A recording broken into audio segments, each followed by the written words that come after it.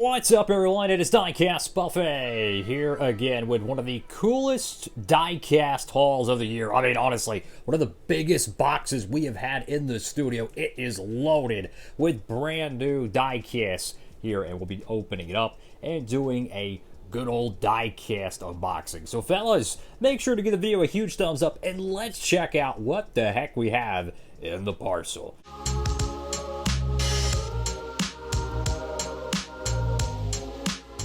Alright, folks, here we go. I want to say thank y'all for tuning in. We got an amazing diecast unboxing video here. It's going to be absolutely nuts, okay?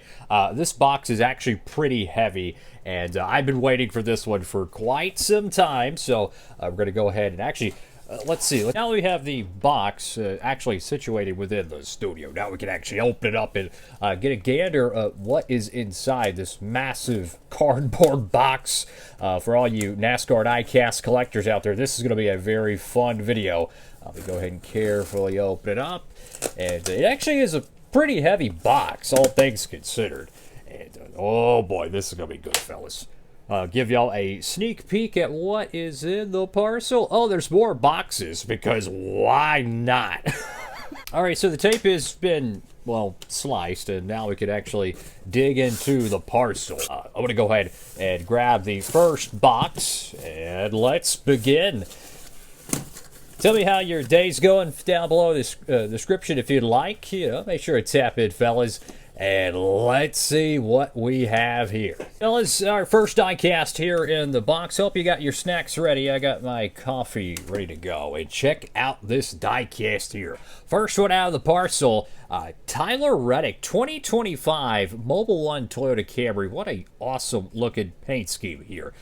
If you remember, Christopher Bell got a Mobil 1 car produced, I think, for 2025. And oh yeah, fun fact with this diecast, they made a promo edition of it that you could get by buying a Mobil 1 oil at O'Reilly's or something. Anyways, if you like sent in your receipt, they would actually give you the O'Reilly's associate sponsor version of this car. So there is another variant out there. That would be a fun diecast to do a review on it. I think the program is over, but I think they rent it in October. Check out this diecast here. This is Cody Ware, 2025 Arby's Ford Mustang. This is awesome, man. I love seeing sponsors get their first diecast produced. I mean, maybe they had one back, 20, 30 years ago or something, but that's the first time I could ever remember a Arby's 164, man. And of course, for all these diecasts, man, all from Circle B Diecast, man, make sure to tap in. For all these cats who have been using the promo codes, man, God bless y'all, man. I greatly appreciate it, fellas. And I couldn't do any of these videos without y'all, so just want to say a huge thank y'all to that so much that I really do appreciate it. How about this car right here? Oh my goodness, this is a diecast you can certainly appreciate. William Byron's 2025 Exalta Patriotic Chevrolet Camaro. If you remember, he was out front, gonna win the Coke 600, and then Ross Chastain said, not so much. Fantastic paint scheme. I love the Exalta cars.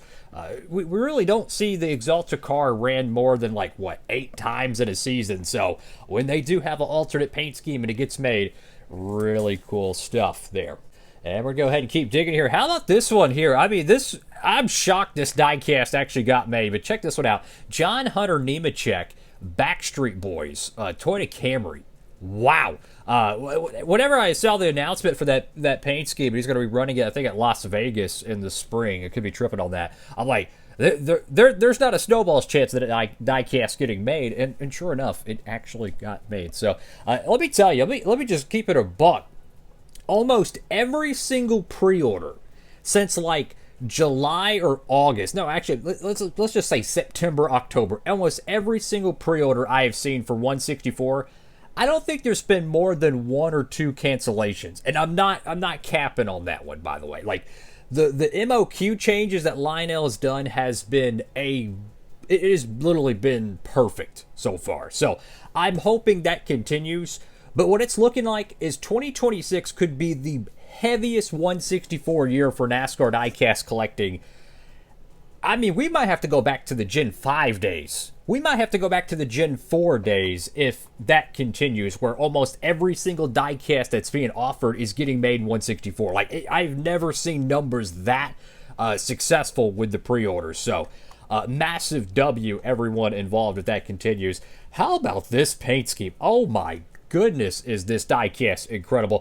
2025 Tyler Reddick Jordan brand. This one's called the Jumpman Miami paint scheme. And wow. I mean, this is one of those paint schemes I would love to see him run it back in 2026, especially with the, you know, the championship race being at Homestead Miami Speedway. That paint scheme is fantastic. And I say championship race, that's the season finale. At the time of this video, we don't know what the points format's going to be. Are they going to have a single race elimination? Are we going to have a 36 race elimination? I have no idea. Maybe they'll just put, I don't know, pedigree dog food on the start finish line and everyone has a one-lap shootout to go collect it. I digress. How about this one here? Actually won the fall Las Vegas race in this paint scheme. It was the playoff edition of that car. Hopefully it gets produced. This is the standard AM/PM Denny Hamlin Toyota Camry. Beautiful diecast right there, man. Brand new sponsor for Denny Hamlin. One of a multitude of different liveries he's had in 2025 with FedEx kind of skedaddling out of the sport. Hamlin has had plenty of new liveries. And how about this one here? A very unique Ryan Blaney Darlington throwback to his dad's Busch Series car. Not only do we have a unique Penske font, Penske rarely changes their fonts on their cars. Austin Cindric did it, but guess what? Ryan Blaney did so with a kind of reminds me of the Turner Scott Motorsports font a little bit, but it's the Menards paint scheme, throwing back to a Dave Blaney 2006 Busch Series car, I believe. And speaking of Ryan Blaney, how about this? The 2025 Pennzoil car. This paint scheme is fantastic, and I think the backside of the spoiler might actually have day glow on it, which, if that's the case, that is going to be a great diecast to review on. One of my favorite Pennzoil paint schemes ever. And speaking of which, another Penske car with a retro unique font. How about this one? Joey Logano with the Shell Pennzoil Darlington throwback. So not only did the Austin Cindric get produced, the Ryan Blaney and the Joey Logano, and then if you want to go even further, the Wood Brothers paint scheme got produced for Josh Berry. So all four of the Penske cats, or affiliated cats, got their diecasts made. That is fantastic stuff. And it won't be long, and the rubber tires will be coming out pretty soon for all your diecasts. I'm checking out the unique Goodyear fonts. These are actually pretty cool. It's a one-year thing they did, with obviously being the 100th year anniversary of Goodyear. It's the only year they're going to have those tires, I'd imagine. So it's kind of cool how the 2025s have a little bit of a unique vibe to it. And then how about this one here? Christopher Bell, the Ream Salutes paint scheme. I don't know how different this one is from the 2024 Coca-Cola 600 one, but if it's not that different, you could maybe use it as a clean paint scheme. I doubt it. There's probably some differences to it as he won the Coke 600 in 2024. But that is a fantastic diecast. Got one more diecast here. Check this one out. Look, if you like retro paint schemes, you know, you're a big fan of the aesthetics, you know, the 90s retro stuff. How about this? The Columbia Bubba Wallace 2025 car. This thing is so cool, man. I mean, you got kind of a dark teal. You have like a bluish purple. You have pink. Oh, by the way, there's a chrome accent to the door numbers. Beautiful looking car. And apparently this was ran at Darlington. I don't remember that because you have the Darlington wheels to it. You have kind of this like splash pattern across the front of the car. It almost looks like glitter. It's not, but it just kind of reminds you of that. Just really retro. Love that paint scheme. Massive W 2311 with their paint scheme department. Knocked it out of the park. I love the, what was it, the 2023 edition of that car, I think it was. He ran at the Bristol Dirt Race, and I thought that paint scheme was pretty awesome.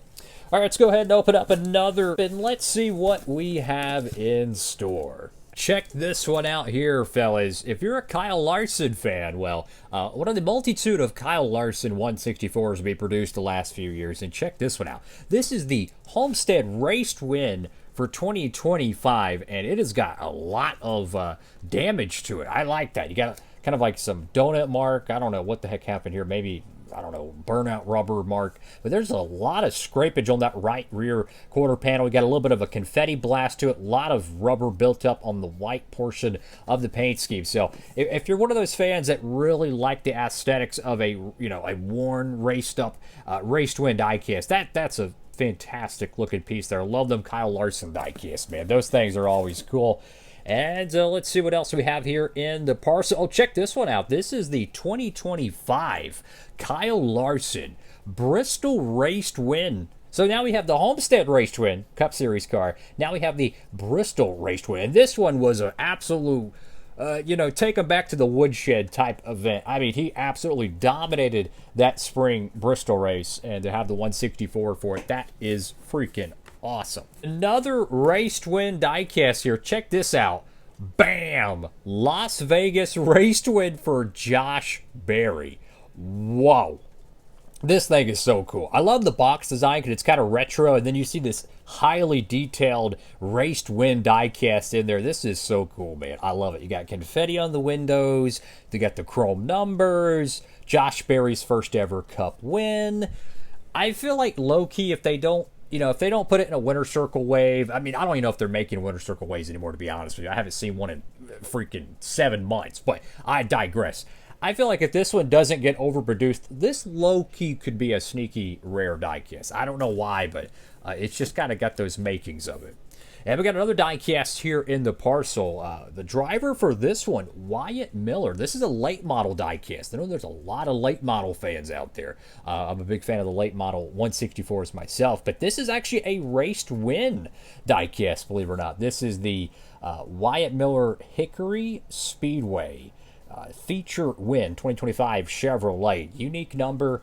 I'm not sure if there's any confetti. I see clearly a lot of race wear, but if you had a late model diecast series, this could be a great diecast to have there. There's so many unique late model diecasts that have came out the last year or so since the new casting was dropped. There's all kinds of unique numbers and whatnot. You could really have a collection of the late model 164s, which is freaking awesome. And this one is going to be a very forgotten Xfinity raced win in terms of the background to it. But check this out. A Connor Zilisch raced win? No, it's actually Kyle Larson. This is when he filled in for Connor Zilisch at Texas Motor Speedway when Connor was out with the injury. And Larson stepped in and won the event, and they made the race to win diecast. So even though the windows and everything says Connor Zilisch, it's actually a Kyle Larson raced win. And one of the most controversial seasons in NASCAR history is Connor Zilisch's 2025 Xfinity season. I mean, he dominates the whole year, breaks all these records pretty much. Parker Kligerman jumps in the car, wins at Daytona. Larson jumps in the car, wins at Texas, and then he doesn't win the championship. It was just one gumbo pot of a mess. But that's an awesome race to win diecast. Highly recommend it if you're a Connor Zilisch fan or even a Larson fan. That's an awesome piece right there. And our next diecast here in the box. Check this one out. I remember watching this truck race last year. This was at Homestead. Kyle Larson raced win. And Corey Heim was just dominating this event, right? It's going to be one of those just pure domination events for Corey Heim. And then his truck kept dying during the event. Like literally just kept losing power. And sure enough, Kyle Larson, I think he held off also Lane Riggs as well. I could be tripping. Anyways, everything pretty much worked out perfectly for him to win the event. And he did so. And what was even crazier is he almost won all 3 of the events that weekend because he was leading at Homestead. I think the caution came out. Then he had a restart. Then he got, I think he had a bad restart. He missed a shift or he got hit from behind. Either way, it screwed him up. He was on pace to win all 3 events. He won the Cup race, won the truck race, and he was in position to win the Xfinity weekend. It was nuts. But anyways, that is an awesome race to win diecast. Check out the Dayglow style roof numbers. I don't know if they're Dayglow or it's just like a lemon green. Anyways, I mean, look at that. The door marking. That is awesome. So if you're a Truck Series diecast collector like myself, you got to pick that one up for sure. And how about this one here? Sports Center is brought to you by Progressive Insurance. How about this diecast right here? The Denny Hamlin Progressive Toyota Camry, his first Progressive diecast to be produced. in 1/64 scale, and it's from the Spring Martinsville race where they had just a ridiculous amount of tire wear on the cars. I don't know what it is about that racetrack, man, but the marbles that come off the tires, they just cake the whole side panel of the cars. Almost every single but car in the field has the left and right door panels. It's almost like you took a Sharpie and then you like smudged it with like a paper towel. It's insane how much rubber built up is on the cars. So aesthetically, it is really one of the coolest racetracks to have a raced version. To get that diecast, that is so freaking cool. Can't wait to do a diecast review on that one. And how about this? Chase Elliott's 2025 Darlington throwback. Potentially one of the most controversial Darlington throwbacks, at least from the social media side. A lot of people, they didn't like it. Some people liked it. I don't know. I'll save my 2 cents for the diecast review. But that's definitely a interesting piece. And this is probably one of the most interesting diecast releases of the entire 2025 season for me. How about this? Eric Almirola, Phoenix race to win for the NASCAR Xfinity Series. I'm not joking. They actually made this car. I could not believe. A race to win Toyota Supra. Put this in perspective. This is the first ever NASCAR Xfinity Series Toyota Supra to be made as a race to win in the Gold Series, I believe. They've made the Championship Edition car for Gibbs. They've made a Ty Gibbs race to win in the NASCAR Winner Circle line. Maybe another one in the Winner Circle line. But I believe this is the first one to actually be produced as a ARC Gold Series. And it's also a unique paint scheme. It's got a ton of damage on the side. I really wish they would have made the Alex Bowman car to go with it. That would have been an epic, 2-car set, as, they had a photo finish at the line. And it's a Phoenix race win. I mean, they didn't even make Daniel Hemrick's photo finish championship clinching car for Joe Gibbs Racing in a Toyota Supra. But they make the one for the random Phoenix race in the spring. You can't make this stuff up. So it's one of the most interesting diecast releases I have ever seen, and I'm actually really hyped up to do a review on it. And if you like Christopher Bell, man, let me tell you, he's got a boatload of diecast out. This is the COTA Race to Win, which was the first ever race on the short version of COTA, I believe. Won it in the iconic DeWalt paint scheme. You have the green and white confetti on the car. Awesome stuff, man. I love these race to win diecast, and Christopher Bell, he got a ton of them made in 2025. That is freaking awesome right there. And let's go ahead and keep digging here in the parcel. And perfect timing. We have another one here. This is the Atlanta race to win, which, some might say had a controversial ending. It was they called the caution, and the end of the race was settled by timing and scoring, and I think Larson and someone else was really close. Anyways, Bell was crowned the winner, and that was a part of a 3-race win streak, and 2 of those wins were in the DeWalt cars. Fantastic stuff. Hopefully they produce the Bristol race to win, the one that happened at the night race. That'd be 3 DeWalt race to win cars. I mean, I love Matt Kenseth, but they never made them for Kenseth, unfortunately, and he won so many amazing events in that DeWalt paint scheme throughout the years. So for Christopher Bell, probably his best year for NASCAR diecast collecting. They already made a ton of his clean paint schemes. And a couple more cars here in the studio, and check this one out. One of the coolest Chase Elliott paint schemes maybe ever. This is the Napa Auto Parts 100th anniversary paint scheme. Now, they ran this at Texas Motor Speedway alongside their Napa sponsored truck of Daniel Hemrick. Unfortunately, they at least offered a 2-car set. Problem is, they did so before the MOQ changes were in place. It got, DNP'd. So unless that Hemrick truck magically shows up in the NASCAR Phoenix line, only one of them got produced. Regardless, love that paint scheme. The metallic, kind of a copper gold. Beautiful stuff. That is a awesome Chase Elliott diecast. And speaking of Chase Elliott, check this one out here. The Napa Patriotic Chevrolet Camaro. Pretty much a digital style camo, if you will. I don't know the actual name for it, but you have the red door numbers. I like that. Kind of pops out. You have the Napa Auto Parts. Really cool paint scheme. Another one of the patriotic cars. You have Alex Bowman, Chase Elliott, all those. So each year they always have a bunch of patriotic paint schemes for the, Coke 600 weekend. 2 more Chase Elliott standard cars out and about. And we have one more in the box, and it's the best one in my opinion. Look, I have been wanting them to make this Darlington throwback for years, okay? And they finally did so, and they did an amazing job. Bam! Kyle Larson in the Terry Labonte 2003 Kellogg's throwback. Oh my goodness, this paint scheme is absolutely beautiful. They even moved the side logo back to mimic the Gen 4, side panel placement, man.